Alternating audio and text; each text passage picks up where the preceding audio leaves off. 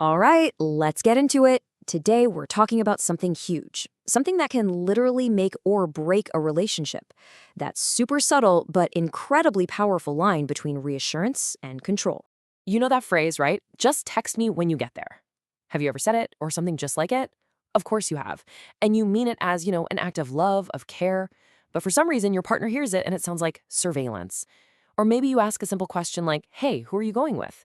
And what you think is just innocent curiosity suddenly explodes into this massive fight about trust. Sound familiar? And that right there, that's the heart of the problem we're digging into. Because on the surface, reassurance and control can look almost exactly the same. But emotionally, oh man, they live on totally different planets. And if you can't tell which is which, you can end up accidentally suffocating the very relationship you're fighting so hard to protect. Okay, so before we go any further, let's just get one thing perfectly clear. Needing reassurance is 100% normal. This is not, I repeat, not a sign of weakness. It's a sign that you're human. Seriously. Psychologists will tell you we are literally hardwired from birth to look for safety and security in our connections with other people. And that need, it doesn't just poof, disappear when we become adults. We're still asking those same fundamental questions. Are we okay? Do I matter to you? The incredible couples therapist Sue Johnson, she built her entire model of therapy, a really famous one, on this single idea. The idea that underneath almost all of our fights, all our disagreements, is this one really vulnerable question. Are you there for me? And healthy reassurance, it answers that question head on. It's those simple, powerful phrases that just reinforce everything, they strengthen the bond and build up that foundation of security. But this is where things can start to get a little blurry.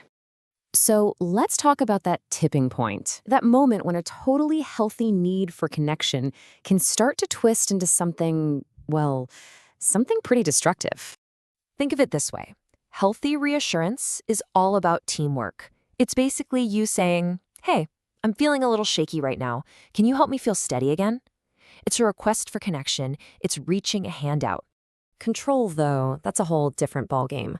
The critical shift is when you move away from seeking connection and into demanding anxiety management. Control says, I feel insecure, so you need to change your behavior so I don't have to feel this way. See the difference?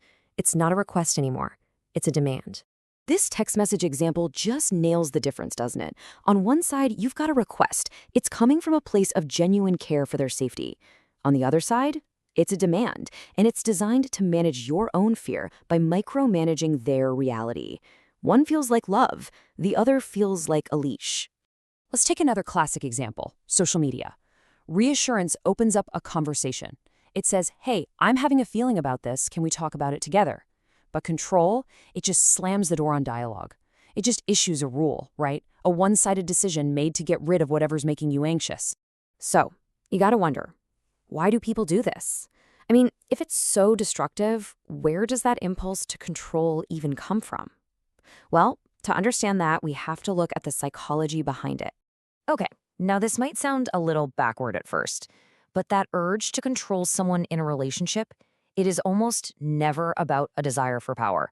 It's not about dominance. So what is it about? At its absolute core, it is almost always about one thing: fear. Deep, profound, and a lot of the time, totally unconscious fear.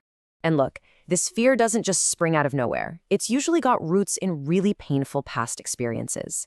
Maybe a partner cheated on you before, or maybe you had a childhood where love felt, well, inconsistent, conditional. You might have these deep abandonment wounds, or just this fundamental feeling that you're not good enough. So control becomes this desperate last-ditch attempt to make sure that old pain never, ever happens again. All right, so now we kind of get the why behind it. Let's get super practical. How can you actually spot the difference in your own life, like in the moment? This right here. This is the million-dollar question you have to ask yourself. Am I asking for comfort right now? Is my goal to feel closer to my partner? Or is my goal to eliminate any possibility of something bad happening by managing their behavior? See? One is all about connection, the other is all about risk management. And hey, if you want a little formula for how to ask for reassurance in a really healthy way, here you go. Step 1, own your feeling. Start your sentence with, I feel anxious, or whatever it is. Step 2, don't blame. It's not, you make me anxious. Step 3, make a specific request. Tell them what would actually help, like, can you just remind me we're okay? And step 4, and this one is so important, be flexible. Remember, they're a separate human being. You have to be willing to accept whatever their response is. When you get right down to it, it all boils down to this one fundamental difference in mindset. Healthy love, it operates from a baseline of trust. It's a choice you make. But control makes trust conditional. It basically says, I'll trust you when you behave exactly how I need you to, moment by moment. Okay, and listen, if you're hearing this and a little light bulb is going off, if you're recognizing some of your own behavior here, the most important first step is this. Do not shame yourself. Seriously, this behavior didn't come from a bad or malicious place. It's almost always just a misguided attempt to protect yourself. It's a strategy your brain came up with, probably a long time ago, to keep you from getting hurt. And that leads us to a really hard, but also really liberating truth. You could build the most secure cage imaginable around your partner. You could monitor their every single move, and it still wouldn't heal that wound inside of you. Why? Because that healing, that's an inside job. It has to come from you.